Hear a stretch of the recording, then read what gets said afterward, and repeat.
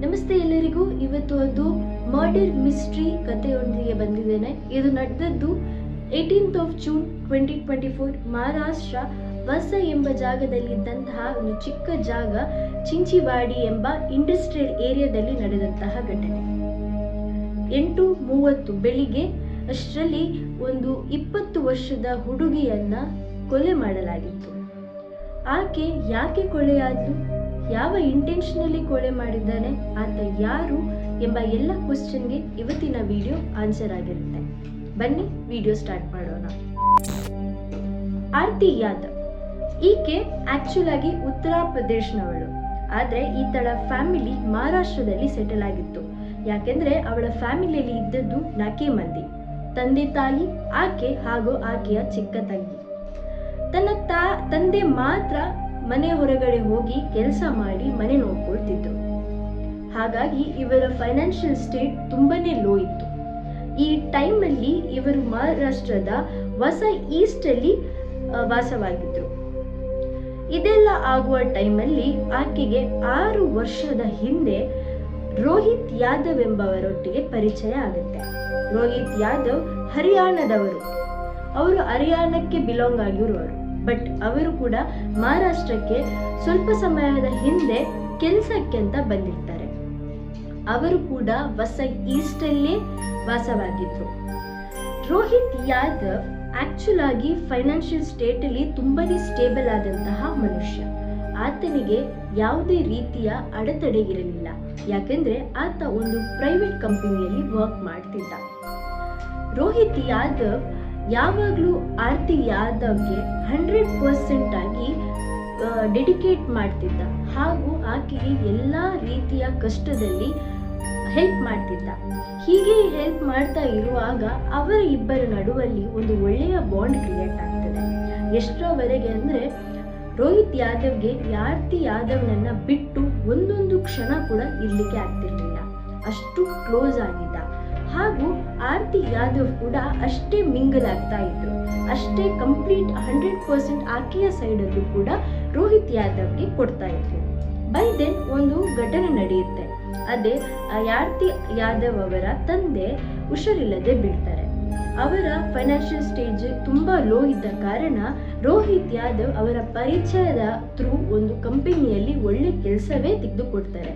ಅದರಲ್ಲಿ ಆಕೆಯ financial stage almost ಒಳ್ಳೆ ರೀತಿಯಲ್ಲಿ ಬೆಳೀತಾ ಇರ್ತದೆ. ಹೀಗೆಯೇ ದಿನ ಕಳೀತಾ ಹೋಗ್ತದೆ. ಆರ್ತಿ ಯಾದವ್ಗೆ ರೋಹಿತ್ ಯಾದವ್ ಮೇಲೆ ಇಂಟ್ರೆಸ್ಟ್ ಕಮ್ಮಿ ಆಗ್ತಾ ಬರುತ್ತೆ. ಇಂಟ್ರೆಸ್ಟ್ ಕಮ್ಮಿ ಆಗ್ತಾ ಇರುವಾಗ ರೋಹಿತ್ ಯಾದವ್ ಎಲ್ಲೆಲ್ಲಿ ಕರಿತಾನ ಅಲ್ಲೆಲ್ಲಿ ಒಂದು ಅಂದ್ರೆ ರೋಹಿತ್ ಯಾದವ್ ಎಲ್ಲೆಲ್ಲಿ ಕರಿತಿರ್ತಾನ, ಬಟ್ ಅಲ್ಲಿ ಆರ್ತಿ ಯಾದವ್ ಹೋಗ್ಲಿಕ್ಕೆ ಆಗುದಿಲ್ಲ ಅಂತ ಯಾವ್ದೋ ಒಂದು ರೀತಿಯಲ್ಲಿ ರೀಸನ್ ಕೊಡ್ತಾ ಇದ್ರು. ತಾನು ಕಾಲ್ ಮಾಡ್ತಿರುವಾಗ ಆರ್ತಿ ಯಾದವ್ ಕಾಲ್ ರಿಸೀವ್ ಮಾಡ್ತಿರ್ಲಿಲ್ಲ, ಮೆಸೇಜ್ ರಿಪ್ಲೈ ಮಾಡ್ತಿರ್ಲಿಲ್ಲ. ರೋಹಿತ್ ಯಾದವ್ಗೆ ಯಾವಾಗ್ಲೂ ಇರಿಟೇಟ್ ಆಗ್ತಾ ಇತ್ತು. ಬೈ ದೆನ್ ರೋಹಿತ್ ಯಾದವ್ಗೆ ಒಂದು ಇನ್ಫಾರ್ಮೇಶನ್ ಸಿಗುತ್ತೆ. ಏನಂದ್ರೆ ಆರ್ತಿ ಯಾದವ್ ಅವಳು ವರ್ಕ್ ಮಾಡ್ತಿದ್ದಂತಹ ಕಂಪನಿಯಲ್ಲಿ ಒಂದು ಹುಡುಗನ ಜೊತೆ ಒಂದು ಮ್ಯೂಚುವಲ್ ಅಂಡರ್ಸ್ಟ್ಯಾಂಡಿಂಗ್ ಅಲ್ಲಿ ಇದ್ದಾಳೆ ಅಂತ. ಬಟ್ ಇದನ್ನು ಕೇಳಿದಂತಹ ರೋಹಿತ್ ಯಾದವ್ ಏನ್ ಮಾಡ್ತಾನೆ, ಆಕೆಯ ಫ್ರೆಂಡ್ನ ನಂಬರ್ ತೆಗೆದು ಅವನಿಗೆ ಡೈರೆಕ್ಟ್ ಕಾಲ್ ಮಾಡಿ ಅವನಿಗೆ ಒಂದು ವಾರ್ನಿಂಗ್ ಕೊಡ್ತಾನೆ, ನನ್ನ ಹುಡುಗಿ ಅವಳಿಂದ ದೂರ ಇರು ಅಂತ. ಆದ ಮೇಲೆ ಆತಳ ಫ್ರೆಂಡ್ ಏನ್ ಮಾಡ್ತಾನೆ, ಅವ ಹೇಳ್ತಾನೆ, ನಿನ್ನ ಹುಡುಗಿಯೇ ನನ್ನ ಹತ್ರ ಫ್ರೆಂಡ್ ಆದದ್ದು, ನಾನಲ್ಲ ಅಂತ. ಇದನ್ನ ಕೇಳಿ ಇರಿಟೇಟ್ ಆದಂತಹ ರೋಹಿತ್ ಯಾದವ್ ಇನ್ನು ಆರ್ತಿಗೆ ಕಾಲ್ ಮಾಡಿ ಅವಳ ಮೀಟ್ ಆಗಿ ಇದ್ರ ಬಗ್ಗೆ ಮಾತಾಡುವಂತ ಥಿಂಕ್ ಮಾಡುವಷ್ಟರಲ್ಲೇ ಆರ್ತಿ ಯಾದವ್ಗೆ ಈ ವಿಷಯ ಹೋಗಿರುತ್ತೆ. ಆರ್ತಿ ಯಾದವ್ ಇಮಿಡಿಯೇಟ್ ಆಗಿ ರೋಹಿತ್ ಯಾದವ್ಗೆ ಕಾಲ್ ಮಾಡಿಬಿಟ್ಟು ಹೇಳ್ತಾಳೆ, ಅವಳು ನನ್ನ ಕೊಲಿ, ನೀನ್ ಯಾಕೆ ಅವನಿಗೆ ಕಾಲ್ ಮಾಡಿ ಈ ರೀತಿ ಬೈದೆ ಅಂತ. ಸೊ ಅವ ಹೇಳ್ತಾರೆ, ನೀನ್ ನನ್ನನ್ನು ಇವತ್ತು ರಾತ್ರಿ ಮೀಟ್ ಆಗು, ನಾವ್ ಇದ್ರ ಬಗ್ಗೆ ಮಾತಾಡುವ ಅಂತ. ರೋಹಿತ್ ಯಾದವ್ನನ್ನ ಮೀಟ್ ಆಗ್ಲಿಕ್ಕೆ ಹೋದಂತಹ ಆರ್ತಿ ಯಾದವ್ ಇದ್ರ ಬಗ್ಗೆ ಮಾತುಕತೆ ಆಗ್ತಾ ಒಂದು ದೊಡ್ಡ ಕಾನ್ಫ್ಲಿಕ್ಟೇ ನಡೆಯುತ್ತೆ. ಎಷ್ಟರವರೆಗೆ ಅಂದ್ರೆ ದೊಡ್ಡ ಫೈಟೇ ನಡೆದು ಹೋಗುತ್ತೆ. ಆ ಫೈಟ್ ನಲ್ಲಿ ನಡುವಲ್ಲಿ ರೋಹಿತ್ ಯಾದವ್ಗೆ ಆರ್ತಿ ಯಾದವ್ ಅವರ ಫೋನ್ ಸಿಗ್ತದೆ. ಅದನ್ನ ಅವ ಬಿಸಾಡ್ತಾನೆ. ಅದು ಹುಡಿ ಆಗ್ತದೆ. ಅದನ್ನ ನೋಡಿದ ಆರ್ತಿ ಇನ್ನೂ ಸಿಟ್ಟಿಗೆದ್ದವಳು ಅದರ ಅಮೌಂಟ್ ಕೇಳಿದಾಗ ರೋಹಿತ್ ಯಾದವ್ ಅದನ್ನ ಇಗ್ನೋರ್ ಮಾಡ್ತಾನೆ. ಇದರ ನೆಕ್ಸ್ಟ್ ಆರ್ತಿ ತೆಗೆದಂತಹ ಸ್ಟೆಪ್ ಏನಂದ್ರೆ ಅಲ್ಲಿ ಇದ್ದಂತಹ ಲೋಕಲ್ ಪೊಲೀಸ್ನವರ ಹತ್ರ ಹೋಗಿ ಆರ್ತಿ ಯಾದವ್ ರೋಹಿತ್ ಯಾದವ್ನ ವಿಷಯದಲ್ಲಿ ಒಂದು ಕಂಪ್ಲೇಂಟ್ ಅಲ್ಲಿ ದರ್ಜ್ ಮಾಡ್ತಾಳೆ.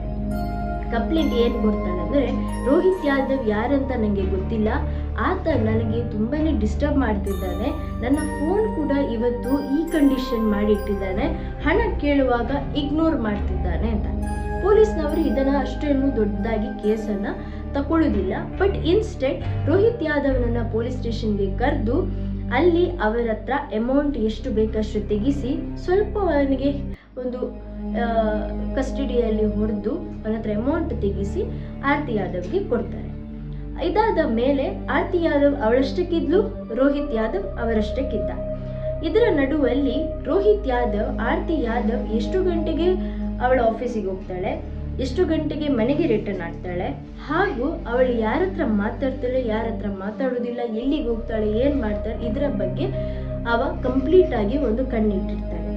ಈ ನಡುವಲ್ಲಿ ಕಣ್ಣಿಟ್ಟಿರುವಾಗ ಒಂದು ದಿವಸ ಆನ್ 18th of June 2024 ದಿವಸ ಈತ ಆಕೆ ನಾನು ಹೇಳಿದಾಗೆ ವಸಾಯಲ್ಲಿದ್ದಂತಹ ಚಿಂಚಿವಾಡಿ ಎಂಬ ಜಾಗ ಇಂಡಸ್ಟ್ರಿಯಲ್ ಏರಿಯಾವನ್ನು ಅವಳು ದಾಟಿ ಹೋಗ್ಬೇಕಿರ್ತದೆ ಅವಳ ವರ್ಕ್ ಪ್ಲೇಸಿಗೆ. ಬೆಳಿಗ್ಗೆ 8:30 ಹೋಗ್ತಿರುವಾಗ ರೋಹಿತ್ ಯಾದವ್ ಅವನ ಕೈಯಲ್ಲಿ ಒಂದು ಟೂಲ್ ಅದನ್ನು ಇಟ್ಕೊಂಡು ಅವ ಅಲ್ಲಿಗೆ ಹೋಗಿ ಅವಳನ್ನು ಫಾಲೋ ಮಾಡ್ತಾ ಇರ್ತಾನೆ. ಫಾಲೋ ಮಾಡುವ ವಿಷಯ ಆರ್ತಿ ಯಾದವ್ಗೆ ಗೊತ್ತಿರುವುದಿಲ್ಲ. ಆತ ಇಟ್ಕೊಂಡಂತಹ ಸ್ಕ್ರೂ ಟೂಲ್ ಅದು ಏನ್ ಮಾಡ್ತಾನೆ, ಅದನ್ನ ತಲೆಗೆ ಒಂದೇ ಪೆಟ್ಟು ಹೊಡೆದು ಅವಳಲ್ಲಿ ಅನ್ಕಾನ್ಶಿಯಸ್ ಆಗುವ ಮೊದಲೇ ಅವಳ ಹತ್ರ ಕ್ವಶನ್ ಮಾಡ್ತಾ ಅವಳಿಗೆ ಹೊಡಿತಾನೆ ಇರ್ತಾನೆ. ಕಂಟಿನ್ಯೂ ಆಗಿ ಹೊಡಿತಿರುವಾಗ ಅವಳು ಈಗ ಸತ್ತಿದ್ದಾಳೆ ಅಂತ ಗೊತ್ತಾದ ನಂತರ ಅವಳು ಹಾಕಿದಂತ ಶಾಲಲ್ಲಿ ಆಕೆಯ ಮುಖವನ್ನು ಮುಚ್ಚಿ ಅಲ್ಲಿ ಹೋಗಿ ಸೈಡಲ್ಲಿ ಕುತ್ಕೊಳ್ತಾನೆ. ಹೊಡಿತಿರುವಾಗ ಅವ ಕೇಳ್ತಿದ್ದಂತಹ ಕ್ವಶನ್ ಏನಂದ್ರೆ, ನೀನ್ ನನ್ನ ಲೈಫಲ್ಲಿ ಬಂದು ಹೀಗೆ ಯಾಕೆ ಮಾಡಿದ್ದಿ, ಯಾಕೆ ಬೇಕಿತ್ತು ನಿಮಗೆ ಚೇಂಜ್ ಆಗುವಂತಹ ಸ್ಥಿತಿಗತಿ ಅಂತ ಕೇಳ್ತಾನೆ. ಅಲ್ಲಿ ಇದ್ದಂತಹ ಲೋಕಲ್ ಪೊಲೀಸ್ನವರು ಇಮಿಡಿಯೇಟ್ ಆಗಿ ಆ ಜಾಗಕ್ಕೆ ಬರ್ತಾರೆ ಹಾಗೂ ರೋಹಿತ್ ಯಾದವ್ ಆತನೇ ಪೊಲೀಸ್ ಅವರಿಗೆ ಸರೆಂಡರ್ ಆಗ್ತಾನೆ. ಸೊ ಇವತ್ತಿನ ವಿಡಿಯೋ ಇಷ್ಟೇ. ಬಟ್ ಥಿಂಗ್ ಈಸ್ ಏನಂದ್ರೆ, ಇಲ್ಲಿ ಹ್ಯುಮ್ಯಾನಿಟಿ ಎಲ್ಲಿದೆ ಎಂಬ ಕ್ವಶನ್. ಯಾಕಂದ್ರೆ ಈ ಇಂಡಸ್ಟ್ರಿಯಲ್ ಜಾಗ ನಾನು ನಿಮಗೆ ಮೊದಲೇ ಹೇಳಿದಾಗೆ ಕಂಪ್ಲೀಟ್ಲಿ ಕ್ರೌಡೆಡ್ ಪ್ಲೇಸ್. ಇಲ್ಲಿ ಈ ಘಟನೆ ನಡೆಯುವಾಗ ಯಾರಿಗಾದ್ರೂ ಬಂದು ನಿಲ್ಲಿಸಬಹುದಿತ್ತು, ಬಟ್ ಯಾರು ಕೂಡ ಮುಂದೆ ಬರುವುದಿಲ್ಲ. ಅವನ ಕೈಯಲ್ಲಿ ಶಾರ್ಪ್ ವಸ್ತು ಯಾವುದೂ ಇರಲಿಲ್ಲ, ಜಸ್ಟ್ ಒಂದು ಟೂಲ್ ಇದ್ದದ್ದು. ಅದನ್ನು ಕೂಡ ಅವರಿಗೆ ಕಂಟ್ರೋಲ್ ಮಾಡದೆ ಅವನನ್ನು ಸ್ಟಾಪ್ ಮಾಡಿಸ್ಬೋದಿತ್ತು. But your humanity dies. So ಇವತ್ತಿನ ವಿಡಿಯೋ ನಿಮಗೆ ಲೈಕ್ ಆದರೆ ನಮ್ಮ ಚಾನೆಲನ್ನು ಸಬ್ಸ್ಕ್ರೈಬ್ ಮಾಡಿ. ನೆಕ್ಸ್ಟ್ ಇಂಟ್ರೆಸ್ಟಿಂಗ್ ವಿಡಿಯೋ ಜೊತೆ ಸಿಗ್ತೇನೆ. Till then